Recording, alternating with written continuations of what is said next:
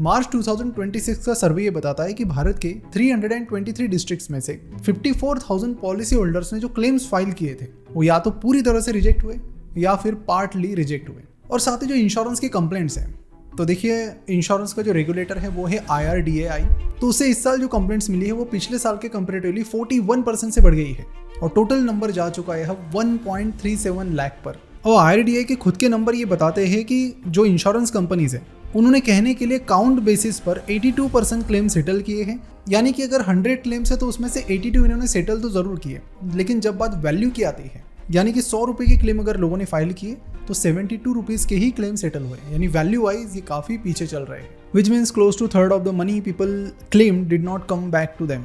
और ये कोई छोटा मोटा प्रॉब्लम नहीं है, ये प्रॉब्लम इंडिया में बढ़ता ही जा रहा है। अब इसकी जड़ क्या है?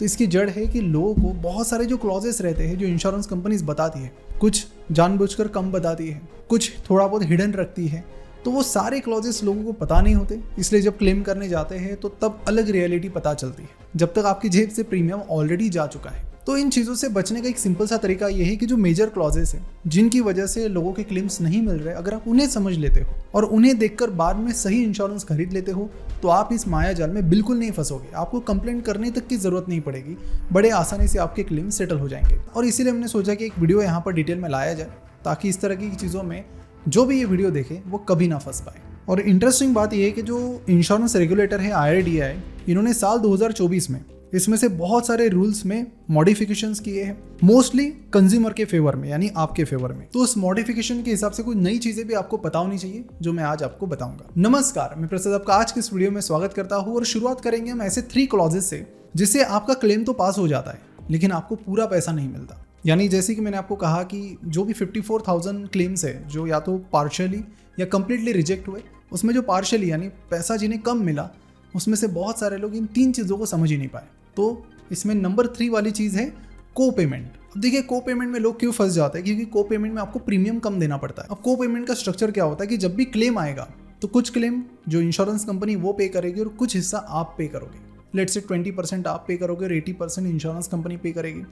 अब यहाँ पर होता क्या है कि आपको उसके बदले में थोड़ा प्रीमियम कम लगता है। अब ये दिखने में तो इंटरेस्टिंग लगता है कि पैसा कम भरना पड़ेगा, बाद में देखेंगे जो भी अपना पार्ट आएगा, लेकिन एक एग्जांपल से समझते हैं कि कैसे ये प्रॉब्लमेटिक हो जाता है। लेट्स से आप 2 लाख रुपए का एक क्लेम इंश्योरेंस कंपनी को करते हो जिसमें ऑलरेडी आपका 20% कोपे है, यानी 20% मतलब 2 लाख के 40,000 रुपए हो गए 20%, जो सीधा आपके पॉकेट से चले जाएंगे। एंड ये कोई वन टाइम थिंग नहीं है, हर क्लेम पर ये चीज़ रिपीट होने वाली है, फिर चाहे क्लेम आपका छोटा हो, बड़ा हो, इस साल हो या फिर अगले साल हो।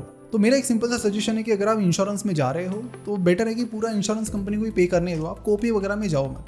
हाँ ठीक है, ऐसा है कि आपके पास बहुत सारी सेविंग पड़ी हुई है, कोई टेंशन नहीं पैसों का, थोड़ा बहुत कोपे आप ले सकते हो, लेकिन उतना भी फायदेमंद ये है नहीं जितना एक्चुअल में दिखता है कि ठीक है प्रीमियम कम लगेगा।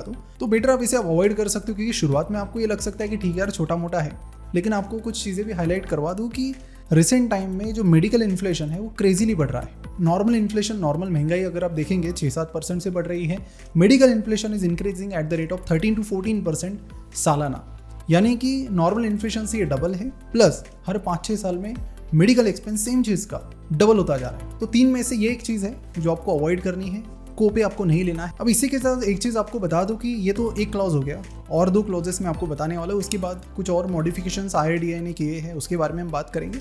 लेकिन इन सारी चीज़ों में जब आप कोई डिसीजन लेते हो कि कौन सी पॉलिसी लेनी है तो बहुत ज़रूरी हो जाता है कि आप अलग अलग पॉलिसीज़ की ये जो क्लॉजेस है उन्हें कंपेयर भी करो। लेकिन होता क्या है कि इंश्योरेंस एक बहुत ही कॉम्प्लेक्स टॉपिक है, मतलब I have been teaching insurance in very long time, लेकिन फिर भी कुछ ना कुछ नई चीज़ें हमेशा आती रहती है। और ऐसे में इट इज़ वेरी इंपॉर्टेंट कि अगर आपके साथ में कोई हो जो आपको इंश्योरेंस खरीदने में मदद करे, उसकी क्लेम प्रोसेस में मदद करे, मतलब एंड टू एंड एग्जीक्यूशन आपको करके दे। और ऐसा ही एक बहुत ही ट्रस्टवर्दी प्लेटफॉर्म है डिट्टो की बात करूँ तो they are zero the back advisory platform.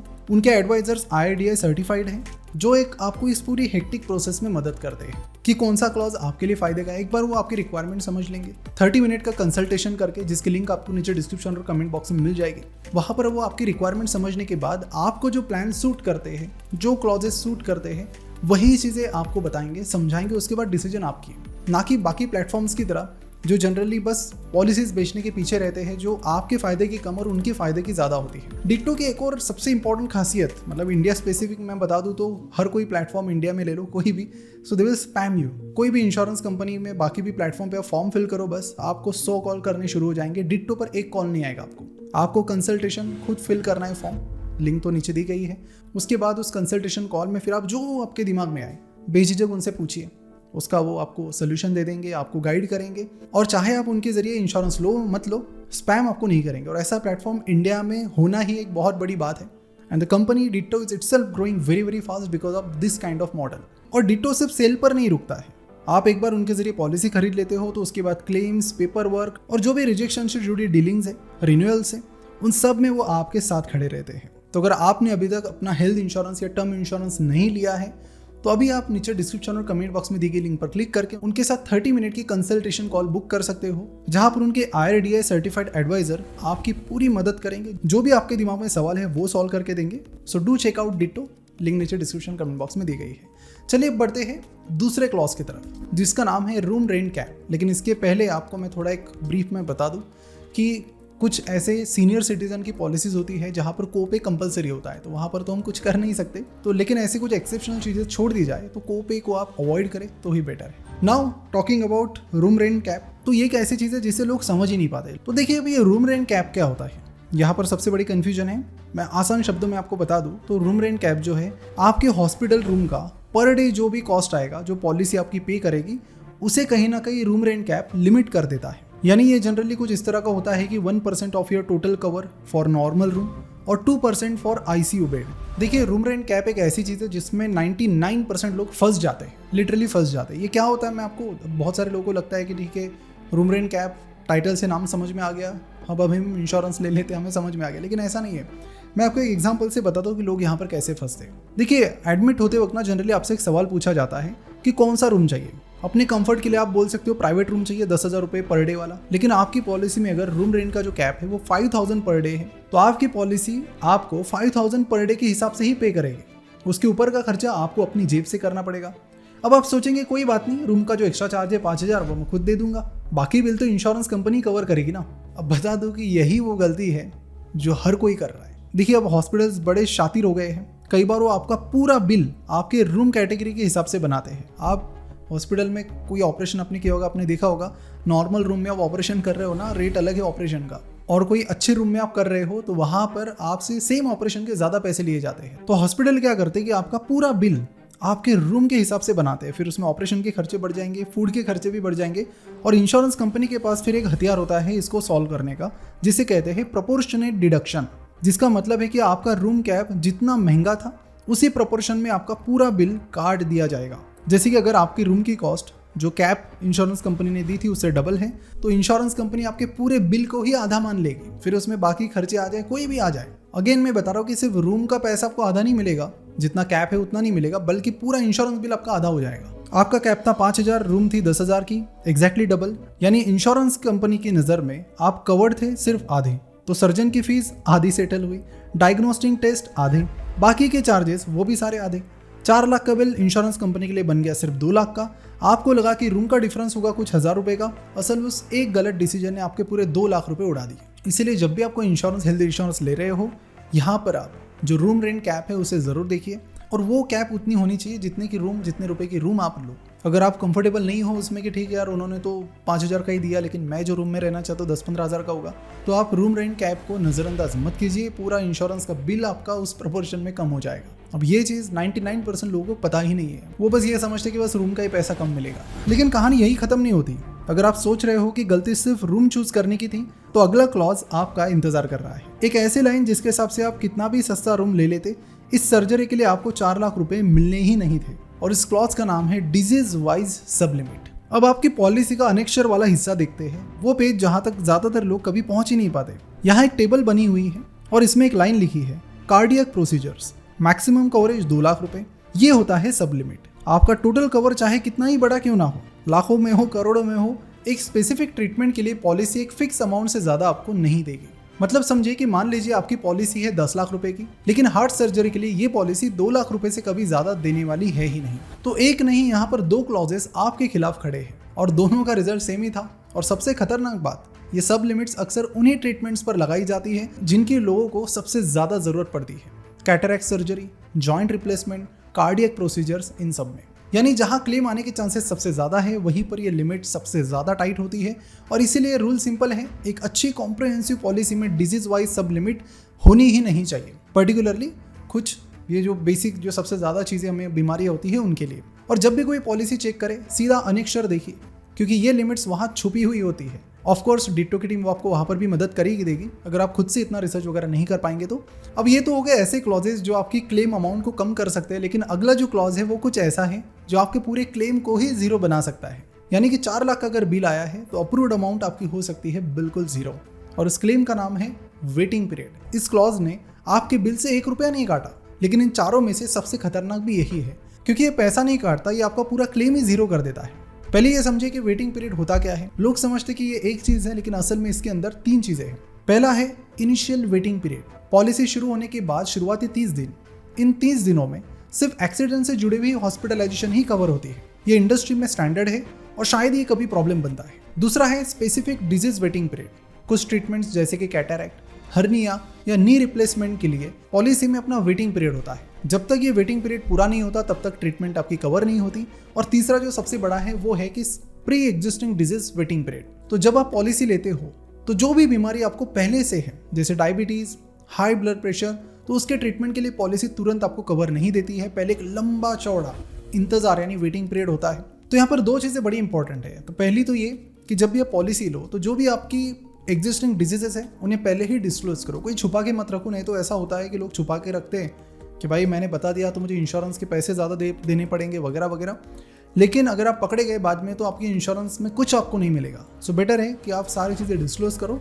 और दूसरी चीज़, जितना जल्दी हो सके कम एज में इंश्योरेंस लो, ताकि एज के हिसाब से आपको प्रीमियम भी उस टाइम थोड़ा कम ही लगे। लेकिन जैसे कि मैंने आपको बताया कि 2024 में IRDAI जो कि इंश्योरेंस रेगुलेटर है, उन्हें पता चला कि यार ये जो इंश्योरेंस कंपनीज है ये कस्टमर्स के साथ खेल रही है और काफ़ी बड़े बड़े लंबे चौड़े कंप्लेंट्स आने लगे, ये होने लगा वो होने लगा, और इंश्योरेंस कंपनीज मनमानी भी करने लगी। इसलिए फिर उन्होंने कुछ मॉडिफिकेशंस लाई, जिसके चलते यहाँ पर एक थोड़ा टर्न आता है इस स्टोरी में। टर्न क्या आता है? अब देखिए, जो वेटिंग पीरियड वाला खेल है सालों से इंश्योरेंस कंपनीज के हाथ में था।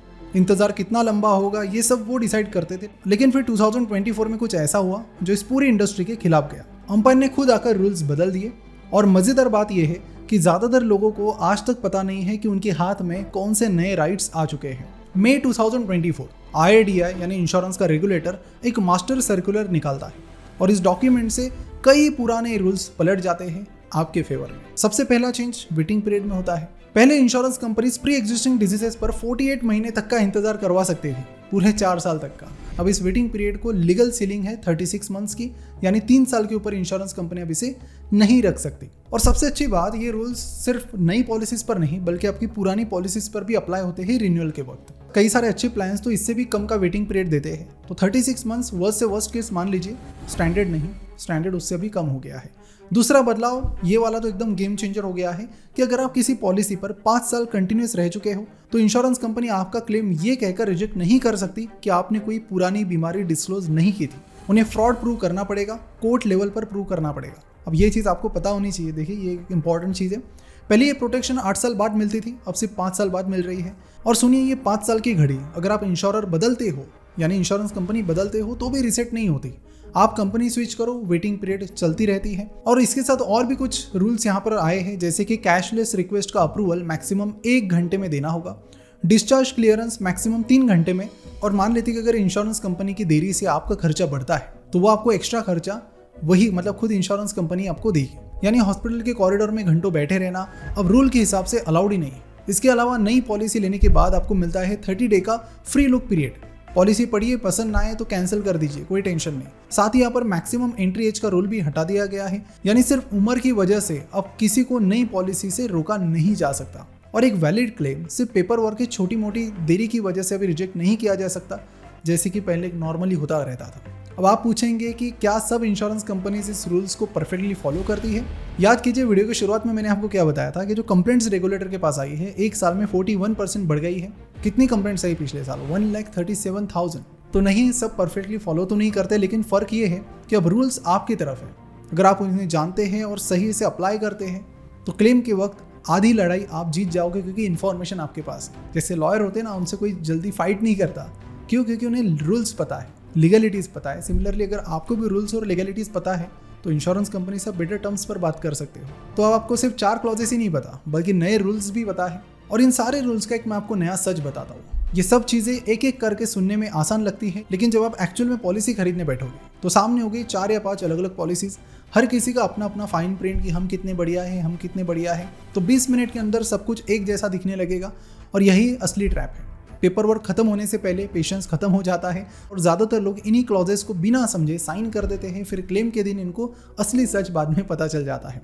तो ऐसे में इंश्योरेंस लेते वक्त आपको कोई भी दिक्कत आए यहाँ से आगे, तो आपको पता है सोल्यूशन कहाँ पर है। इस वीडियो पर आपको आना है, इसे सेव कर लो, कमेंट बॉक्स में जाना है एंड तुरंत क्लिक करके बुक कर लेना। अगर आप इस लिंक से करोगे तो उसका एक कुछ बेनिफिट हमें भी मिलता है, तो इनडायरेक्ट सपोर्ट हमारे लिए वो हो जाएगा। अब वापस आते हैं अपने बिल के ऊपर, क्योंकि एक बात मैंने आपको अब तक नहीं बताई है कि अब तक हम सिर्फ हॉस्पिटल के अंदर के बिल की बात कर रहे थे, लेकिन इलाज हॉस्पिटल के गेट से शुरू नहीं होता और वहाँ खत्म भी नहीं होता है। एडमिशन से पहले स्कैन्स होते हैं, टेस्ट होती है, कंसल्टेशंस होती है और डिस्चार्ज के बाद फॉलोअप टेस्ट, दवाई या डॉक्टर विजिट्स। तो सवाल ये है कि क्या ये इंश्योरेंस देगा? ये डिपेंड करता है एक फीचर पर जिसका नाम है pre and post hospitalisation cover.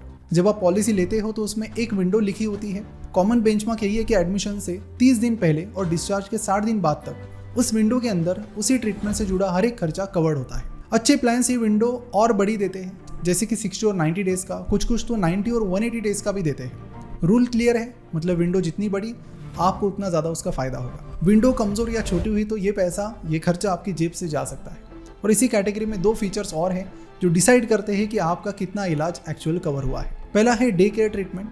आजकल बहुत सारे प्रोसीजर्स 24 घंटे के अंदर ही हो जाती है, यानी उसके लिए आपको हॉस्पिटल में एडमिट होने की ज़रूरत नहीं पड़ती।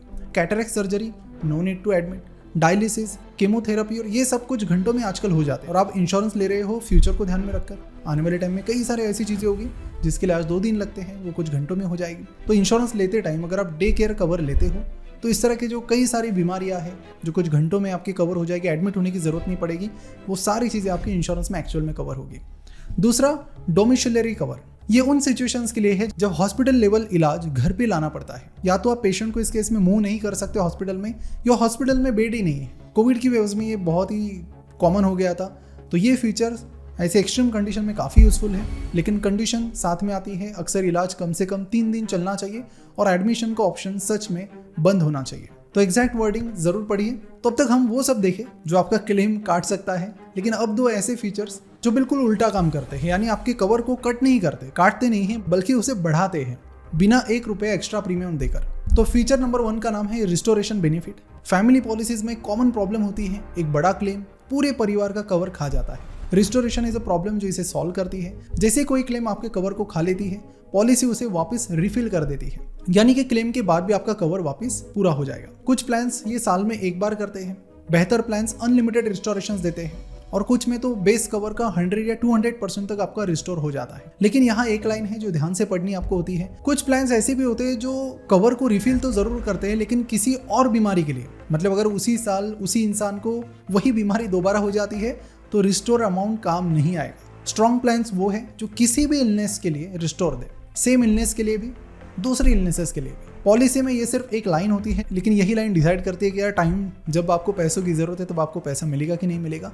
और यहाँ पर फीचर नंबर 2 जिसको आपको जानना है वो है नो क्लेम बोनस। इसका फंडा बहुत सिंपल है। जिस साल आप कोई क्लेम नहीं करते, इंश्योरेंस कंपनी आपका कवर बढ़ा देती है बिना एक्स्ट्रा प्रीमियम के, मोस्टली 50% तक बढ़ा देती है। तो कुछ प्लान इसे डबल करते हैं, कुछ प्लान उसे 500% तक बढ़ा देते हैं, और कुछ में तो कोई अपर लिमिट ही नहीं होती। और नए प्लान्स में एक और अच्छी बात है कि कई प्लान्स उस साल भी बोनस देते हैं जिस साल आपने क्लेम किया है। देखिए अब आप बोलोगे कि ये 2 चीज़ें तो ठीक है, बेसिक ही लग रही है, लेकिन आपको बता दूं कि रिस्टोरेशन और नो क्लेम बोनस, ये दोनों चीज़ें मेडिकल इन्फ्लेशन से आगे रहने के सबसे सस्ते तरीके। यानी इन्फ्लेशन से आपको फाइट करना है तो दोनों की ज़रूरत आपको पड़ेगी। और एक ऑनेस्ट बात, ये दोनों अकेले काफ़ी नहीं है, क्योंकि जिस रफ्तार से इंडिया में मेडिकल के खर्चे बढ़ रहे हैं वो इन दोनों से भी ज़्यादा तेज़ है। कितने तेज़? यानी जो इलाज आज 10 लाख का है, 5-6 सालों में 20 लाख का होने वाला है। और इसी से फिर सवाल आता है कि यार फिर आपको कवर फाइनली चाहिए कितना। तो जैसे कि मैंने आपको पहले ही बताया कि मेडिकल इन्फ्लेशन क्रेजी रेट से बढ़ रहा है, और ज़मीन की हकीकत ये कि 2025 में नेशनल हेल्थ सर्वे के हिसाब से प्राइवेट हॉस्पिटल में हॉस्पिटलाइजेशन का एवरेज आउट ऑफ पॉकेट खर्चा था लगभग 50,000 रुपये। और ये सिर्फ एवरेज बता रहा हूँ, कई केसेस में बहुत एक्सट्रीम हुआ है। कोई सीरियस बीमारी इससे बहुत ऊपर बैठती है। मेट्रो सिटी के एक आईसीयू में एक हफ्ते के 6 से 8 लाख रुपए तो आपको यूं लग जाएंगे, और अगर कैंसर या ट्रांसप्लांट का केस आए तो आराम से 25-30 लाख रुपए आपके चले जाएंगे। तो आखिर कितना कवर इनफ होता है? एक क्विक स्टार्टिंग रोल जो कुछ एडवाइजर्स यूज करते हैं, अपने शहर के आईसीयू के एक दिन का जो खर्चा है उसका 30 गुना वो रखते हैं। तो इसे आप एक फ्लोर मान लीजिए, टारगेट नहीं, क्योंकि आज के केस में रिकमेंडेशन इससे ऊपर का है। एक यंग फैमिली के लिए 10 से 20 लाख का कवर, और अगर फैमिली में किसी को प्री एग्जिस्टिंग कंडीशन है तो 50 लाख या उससे ज्यादा। अब आप सोचोगे कि इतने बड़े कवर का प्रीमियम तो बहुत ज्यादा बढ़ेगा, और यहीं पर आपको बता दूं कि एक स्मार्ट लीवर जिसे बिल्कुल इग्नोर नहीं किया जा सकता, और वो है सुपर टॉपअप। ये एक ऐसी पॉलिसी है जो आपके बेस कवर के ऊपर बैठती है बहुत छोटे प्रीमियम पर। इसकी मैकेनिक्स आपको बता दो, क्योंकि कुछ लोग इसे नहीं समझ पाते। सुपर टॉपअप का एक थ्रेशोल्ड होता है जिसे डिडक्टिबल कहते हैं। मान लीजिए आपने 5 लाख का बेस कवर लिया और उसके ऊपर 20 लाख रुपए का सुपर टॉपअप 5 लाख के डिडक्टिबल के साथ। अब साल भर में आपके पहले 5 लाख रुपए के बिल्स बेस पॉलिसी संभालेगी, उसके ऊपर के सब कुछ 20 लाख रुपए तक सुपर टॉपअप कवर कर लेगा। यानी एक बड़े सिंगल पॉलिसी के प्रीमियम के एक फ्रैक्शन में आपका इफेक्टिव कवर हो गया 25 लाख। बस एक चीज आपको चेक करनी है कि वो जो डिडक्टिबल है वो आपके साल भर के टोटल बिल्स पर लगते हैं या फिर अलग क्लेम पर। और एक बात आपको बता दूं, आखिरी हैबिट जो आपको लगानी, हर 2-3 साल में अपना कवर रिव्यू कीजिए, क्योंकि इस मेडिकल इन्फ्लेशन के ज़माने में बहुत ज़्यादा पैसा आपको लग सकता है।